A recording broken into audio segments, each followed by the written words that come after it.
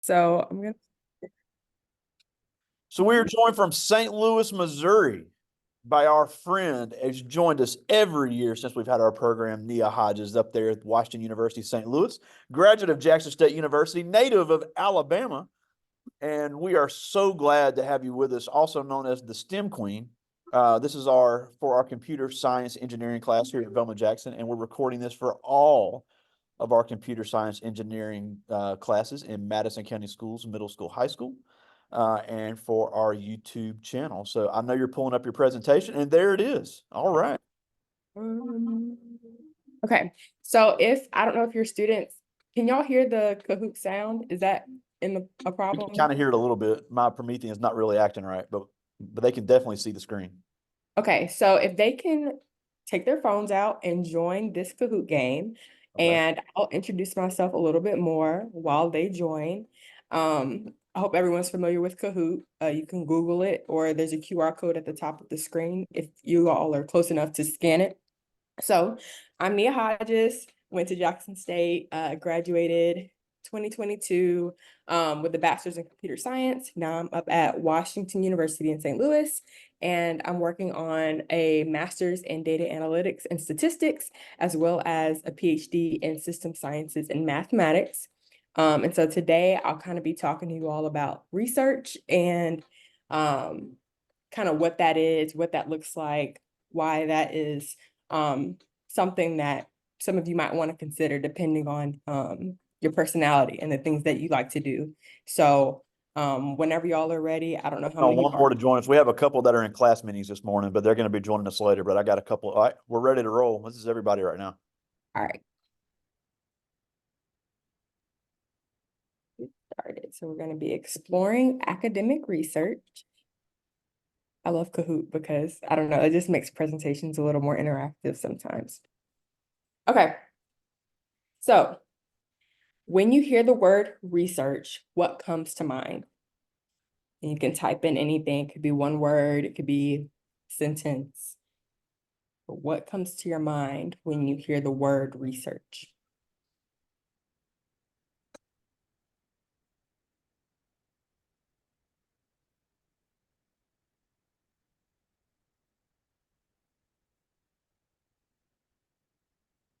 They're typing.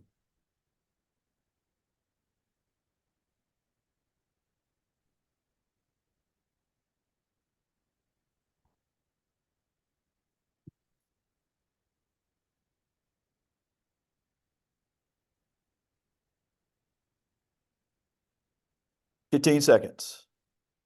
He's over here thinking about it. All right. Okay, so we have searching for things, getting information, and a study of materials.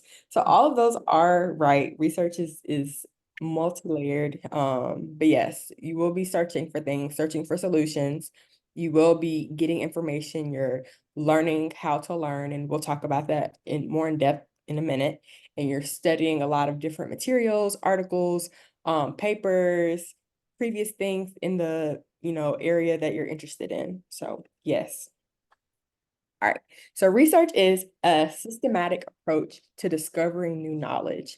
And two people that came to mind when I thought about this topic are two famous African American developers, researchers, Mark Dean, who co-developed the first personal computer, which I'm using that right now. You all probably use computers every day. And Gladys West, she developed the global positioning system. So when you use Waze or your map app, or if you use Uber, anytime you're trying to find something, Gladys West is responsible for that. And me specifically, the research that I currently do is geospatial. So that means the study of where, when, how the earth, things happen. So without GPS, I probably wouldn't be in the research field that I am today. Yeah, and then with Black History Month coming up, both of these are going to be covered in our Black History Month Inventor project. They just don't know it yet.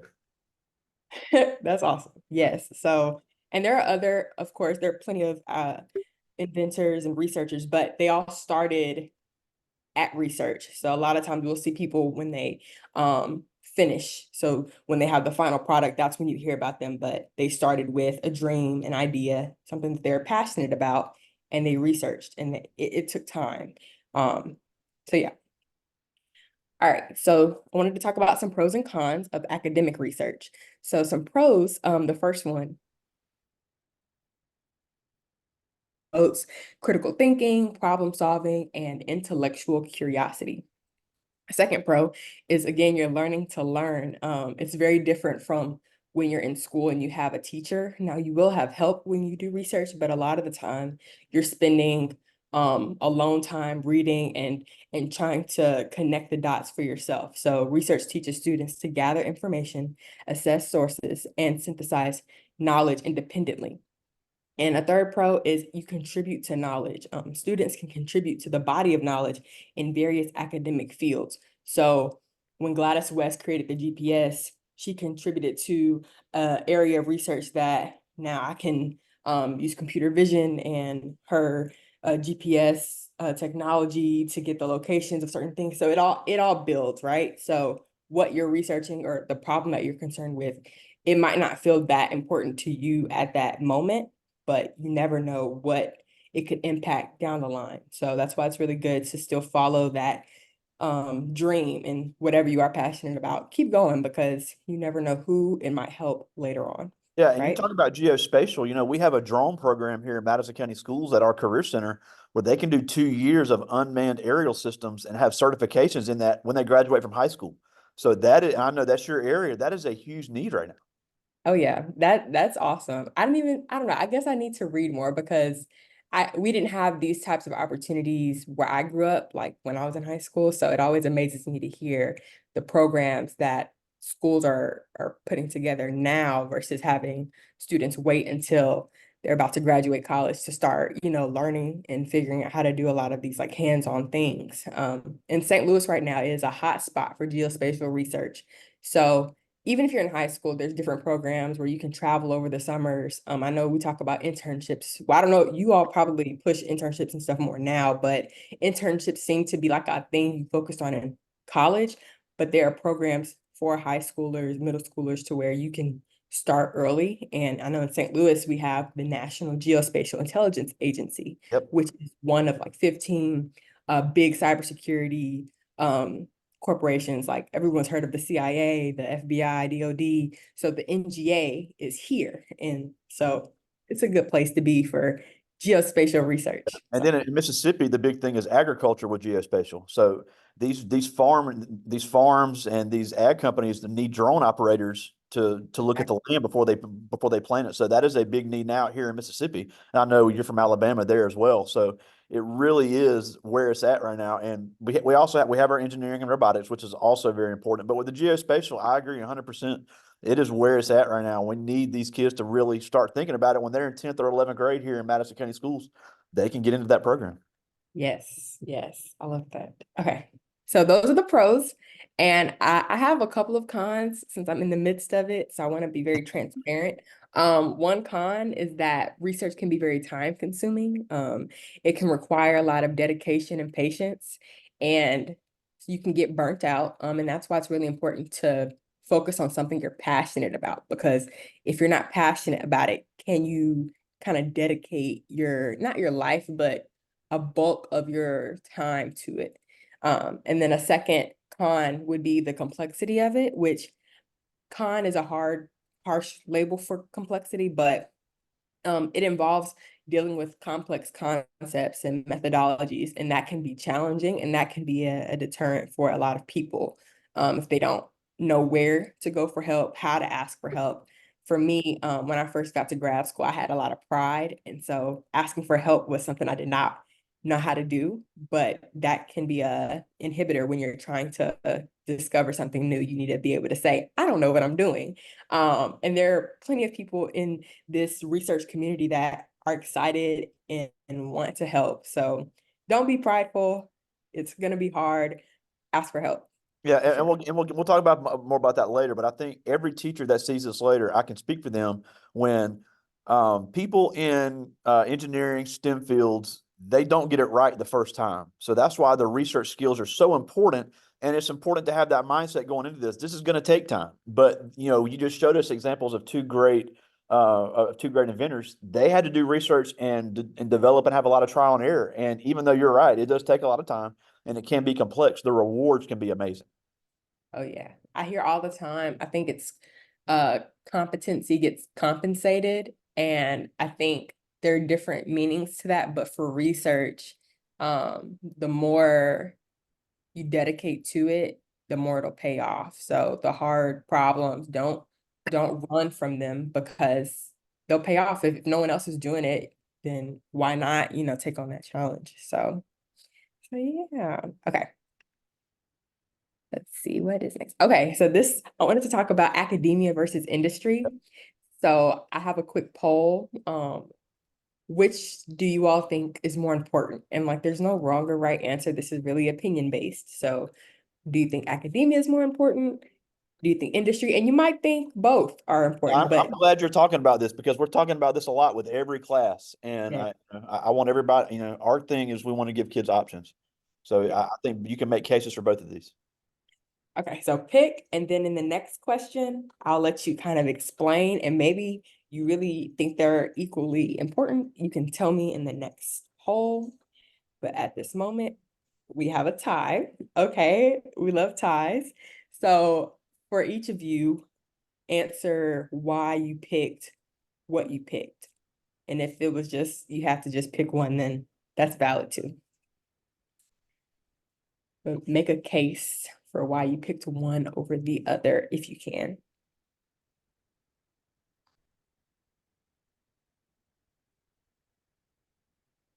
Mhm. This is definitely a hot topic. And depending on who you talk to, it's really important to like take people's opinions with a grain of salt, because you might talk to someone who is, they've been in academia all their life, so they're gonna vouch for it. And you might talk to someone who loves industry. So everything is opinion based, but always remember the background of who you're talking to. So my opinion might be a little biased, their opinion might be a little biased. But we're trying to be objective today for this. Very important to be objective.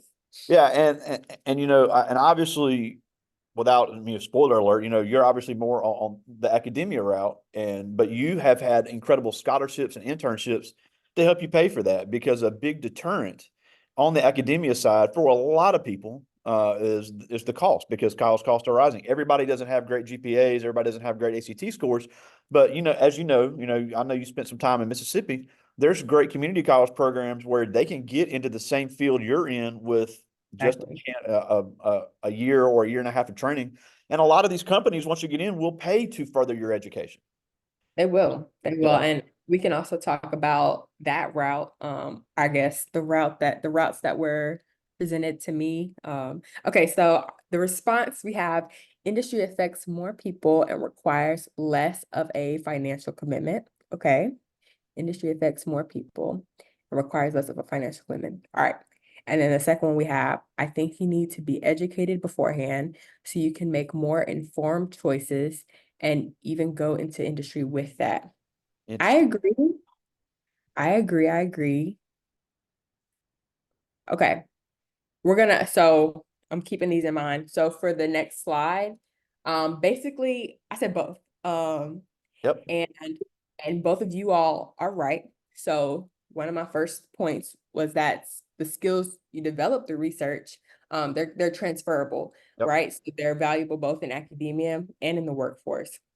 And then another thing that came to mind is that research experience, it fosters like this sense of innovation and it equips you all with like these problem solving abilities that are highly sought after in industry. So again, that's basically saying the same thing as the first one, the transferability. I don't know if I just made that word up, but it relates, right? And then the third one, students who engage in research, they have a competitive edge when applying to colleges and pursuing future careers. So you can view academia as like a stepping stone, or you could view academia as your, career.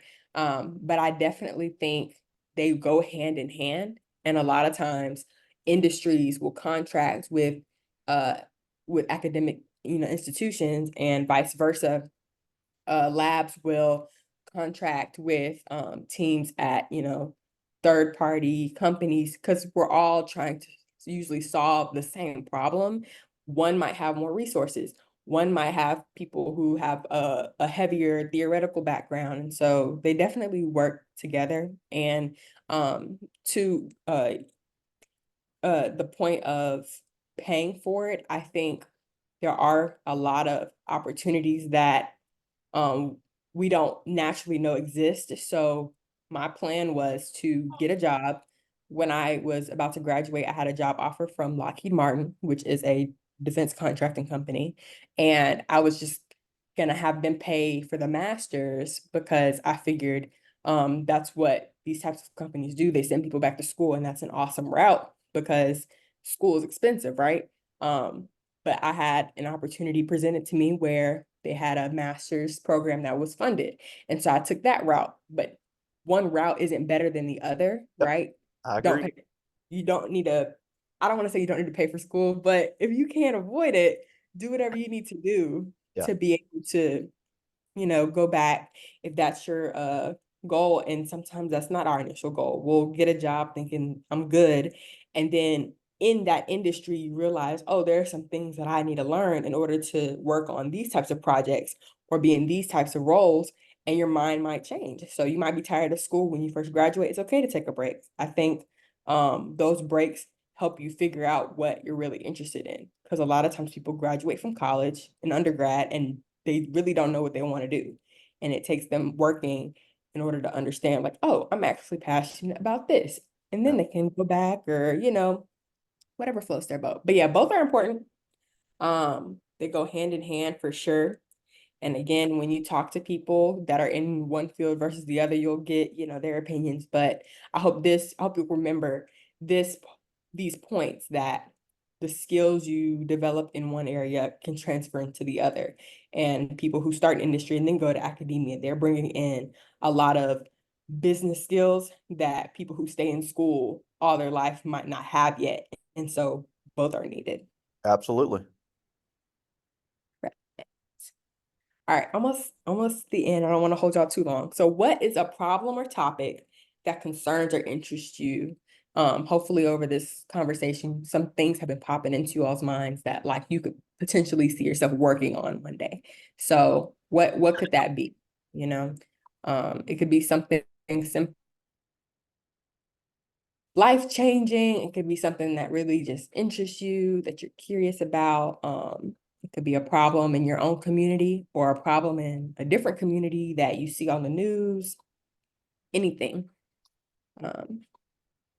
25 more seconds. I'll let y'all, and it There, can be, if you don't know yet, you don't have to like make something up to answer, but if you have something in mind, anything that you could see yourself working on one day. yeah, they're thinking hard. They're typing.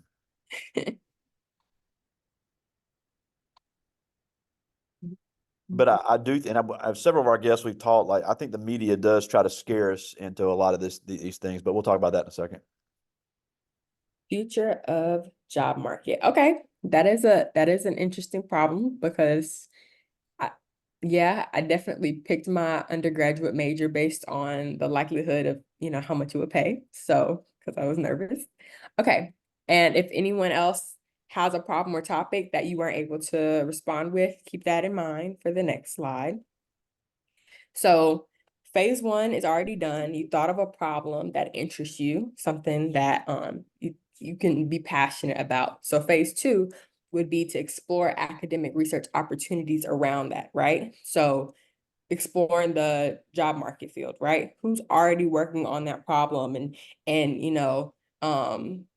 analyzing the data that's already out there. You should read their work, right? Reach out, see what they already are doing to solve this problem. And the apply to internships, that is important, but you don't have to have an internship to work on something, right? And at the bottom, I put the internet is free. Basically, internships are great experience, but we don't always get a yes to those. And so that shouldn't stop you from diving into the problem that you're interested in and still doing the research and trying to contribute to a solution in your own way, right? So that's phase two, is to just see what's out there already and how they're trying to solve this problem, and then compare it to your own thoughts. Like, okay, they're using this method. Maybe this might work out better. And then that is your contribution, right? Phase 3 would be to share these thoughts and ask questions. So you all are in a school system that is pushing you all to go above and beyond. Bring those ideas to people that you think can help, or just think would be also be interested and maybe could add on to what you already have going on, right? The research community, it's built on collaboration. Mark Dean didn't create the first personal computer by himself, right? He co-developed it. Gladys West didn't magically create global positioning systems. She had a team of people, mathematicians, they worked together. So collaboration is super important. And the earlier you start learning how to work with people, the better you'll be when you are trying to develop whatever you're working on, right? Okay, so that's just my mindset. So you have an idea, figure out who's already working on it, and then talk about it. Talk about it. And I think, okay, so that's all I have for you all. I do have a slide after this to where you could ask questions, but I don't know if you all already submitted questions. Well, they're going to have some questions, and they have questions that they're going to give us. But a few things I do want to talk about, and I know we've talked about some of these things in the past, but to a lot of our students, you're a new guest. I know you've joined us every year for the past 3 years, but one thing I do want to talk about is your educational background, because you are from Alabama. Yes. But you did go to Jackson State, and now you're at Washington University, St. Louis, two great schools, but obviously very different. So I like to hear the pros and cons of people that have done HBCU and PWI in any order, because obviously you went Jackson State, HBCU here, great engineering program. You graduated with our friend and Belma Jackson alum Michael Rosenthal, and now you're at the very prestigious Washington University, St. Louis, which is a PWI private school. So talk a little bit about what each place has to offer, because there are obviously big pros and cons of each. Right. Okay. So I will start with Jackson State. I love. I think the biggest pro for me is that I found a community of people that helped me find myself. And I think that's a common trait of historically Black colleges and universities. I grew up in a mixture, an area where it was, we had a mixture of races, but in a lot of my classrooms, I was one of the only African-American students. So I really wanted to go to a historically Black college, and my mom also went to Jackson State, and they offered me the best scholarships. I was like, let's go.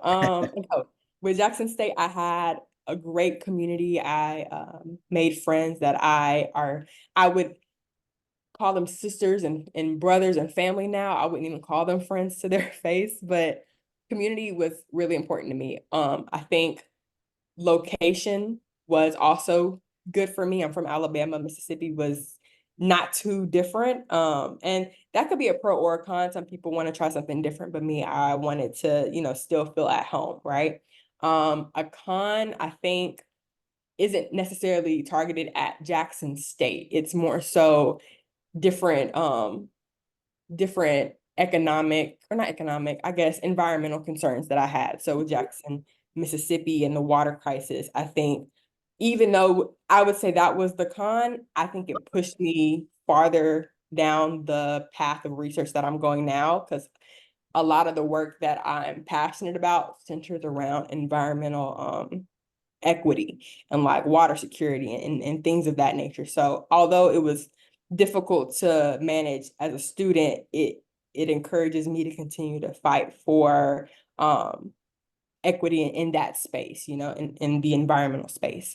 I think with Washington University in St. Louis, a pro is the resources that I have for my research. Being in St. Louis, I have access to these different people and organizations that are working on the same things that I want to work on. I think my con would be a lack of community. It took me about a good year to find my community. There are like clubs, and I found this Black Graduate Student Association at WashU. And so now, I have people, even though we're not in the same field, we're kind of going through the same things. I think that is making it much easier now. But when I first got here, going back to being the only one in my classrooms was very difficult. And I almost took Jackson State for granted, being around people that look just like me, to like being the only one. But I feel like in the space that I'm in, it's kind of hard to avoid being the only one. So not saying get used to it, but more so I think I have an obligation to help other people that look like me get into the space so that they won't have to also go through what I went through of the like isolation. So this con is also one of, it's encouraging. I hope I answered your question. No, that's perfect. And one thing I did want to mention, because even though we're a computer science engineering class, we like to talk about the whole college experience. Because if someone is planning, we have some middle schoolers that'll see this and they be having in their mind they want to go to college. I don't care where you go to school or what field you go in. If you can't, you hear kids say, "Well, I'm just gonna stay to myself." Well, that's where that's where your mental health hurts. That's where you can't find your place. So no matter where you go to school, all of these universities and community colleges and private, public, HBCU, PWI, they offer so many student organizations that not only give you the networking to find those careers after college, but they also enhance your college experience. So I want to encourage everyone, no matter where you're thinking about going to school, find a group that's going to that's going to be your community, because obviously it's making your transition to a new city and a new school easier. But also, I know, it's particularly at Jackson State and also at Mississippi State, Ole Miss, all of them, they have NSBE, they have all type of engineering student organizations that can connect you with these jobs, because these companies are wanting young people that know the technology and have the training. Exactly. And I think I'm more involved in NSBE now than I was at Jackson State, simply because I didn't understand the value of the organization because I was already surrounded by African Americans. And so now I like lean into that even more. And so I don't know, like NSBE is important all around, but I definitely find myself more active now than while I was in undergrad, which is just funny. So Yeah. Now, and before I get to students' questions, just a couple more things I want to talk about is, obviously, you're not that old, but we have kids that are 7, 8 years younger than you that are going to see this, and even then, the technology is going to change in oh, yeah. every field. We've had people that we had a guest Tuesday that was she was a data scientist with the city of Dallas and municipal government. So literally every field is needing data people, they're needing IT people, they're needing engineers.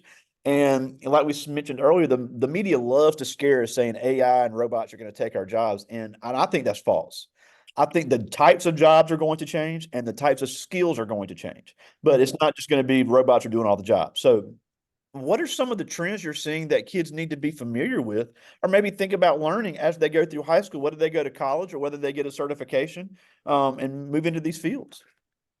I think okay, so my opinion has changed since the last time we talked. So I think we should really emphasize learning why certain maths, I don't know if that's the right term, are important, right? So I would naturally say like, oh, learn a code and learn how to use these certain functions and libraries and just, because it's super easy now. A lot of people want to jump into the world of data science. And so developers have made it super easy to jump in, but learning the math behind it and why certain things work are what will define or will separate students, right? So if you understand why certain algorithms work, then you can improve them, right? Or you can use them for a new problem. But if we simply just press, play and it does what it's supposed to do, anybody could do that, right? So I think I would encourage someone 7, 8 years younger than me,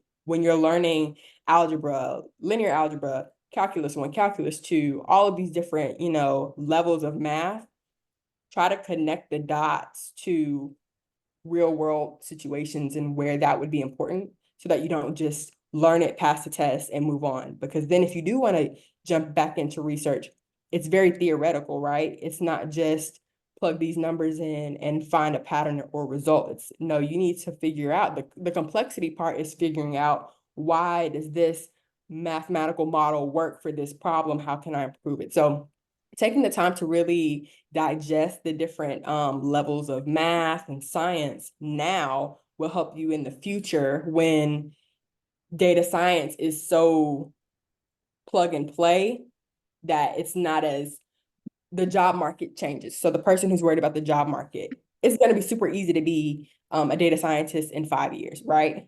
So what skills can you start developing now that will put you ahead? So when we need someone to develop quantum computers for public schools, you can be a part of that team because you understand the math behind it because you started now. So I hope that answered the question. Like, Yeah, and like I said, I don't know if our kids are aware, but we have the Engineering Robotics Academy here in Madison County Schools, and they also have it on campus at Ridgeland High School. And then we have our, like I mentioned, our drone program, so they can get these, and we have the animation and simulation program, so they can get these certifications and skills before they even leave high school, and they can, get certified in a code or whatever, and they've got certifications they can put at 19, 20 years old, and they're ready to get into the workforce. It's really, really, opportunities are there that even as recent grads as you never had. no. Now, the last thing I want to talk about before I get to for these couple of questions is what type of need for diversity do you see in this field, and not just racial diversity, but there's we've had a lot of women join us, and it's crazy. All of them always say, "I'm one of, if not the only female of any color." And then also we'll have some first generation Americans that'll see this. And, with the influx of immigrants that come to this country every year, there's a big need for them to have a seat at the table as well. So what needs and results of diversity have you seen in this field, and why do we need even more of it? Okay. So I have two avenues. I think we need diversity. One, for we need diverse solutions to problems, right? So I feel like if you have a diverse background, you're going to think differently. You're going to try to solve problems differently. And that's super important in this field of, innovation. You need to be thinking outside of the box. And so if everyone is coming from, middle class, Midwest, I don't know, like you're all thinking kind of similar because you had a similar upbringing. So I think Absolutely. when we have people from different walks of life and we work together, our solutions are going to be diverse enough to where if one doesn't work, the other one might work, stuff like that. And also whenever we're working on things, the ethical side is always just as important as the technical side. So when we're developing these, AI methods of, solving things, how does that affect people ethically? How does that translate? How are people in, say, urban areas or like lower income homes affected compared to people in other, levels of income and things like that? I think we kind of forget about ethics whenever we're driven by funding and we're driven by making money. And so I think when you're coming from different walks of life, you keep that in mind, that like, how would this affect my mom, or how would this affect my little brother?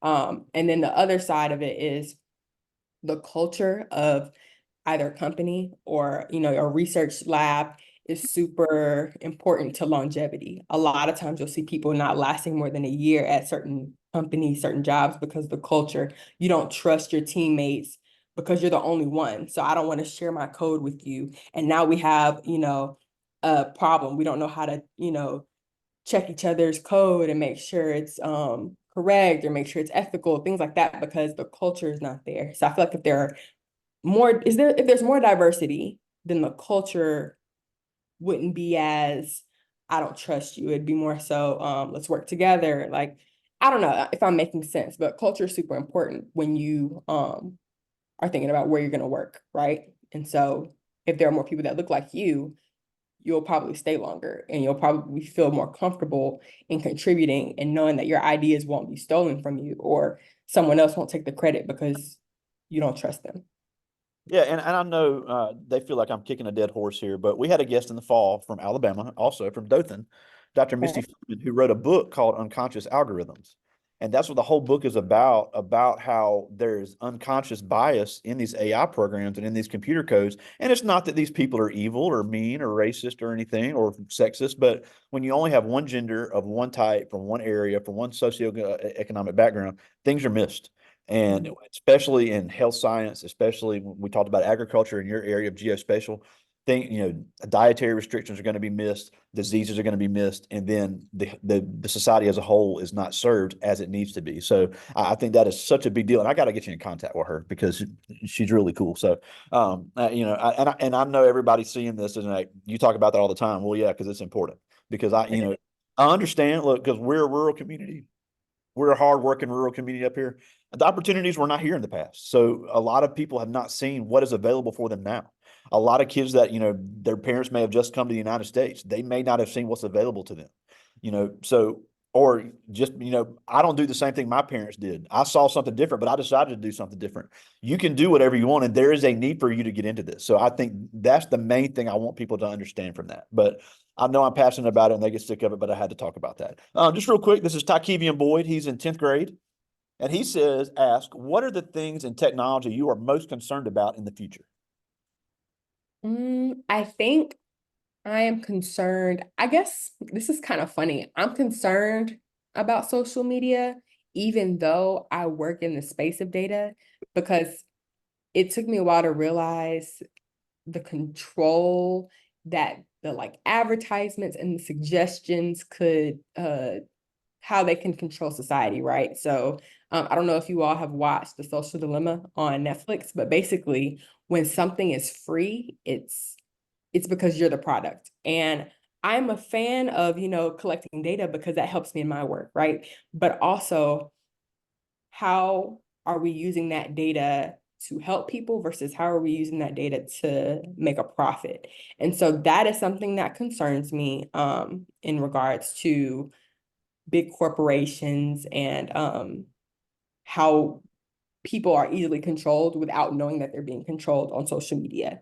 I don't really have a answer on how that could, be fixed. I think we just have to be very aware of the time we spend, the information we put out there, and yeah, it's very controversial for me because I need your data to do my work, but also like I want you to have autonomy in your life and not feel like you need to be on your phone or you need to order XYZ off of Amazon because they made that order now button. Like it's little things like that that like control us and we don't really see that. So that's something that I'm, superstitious about, even though I work in this space.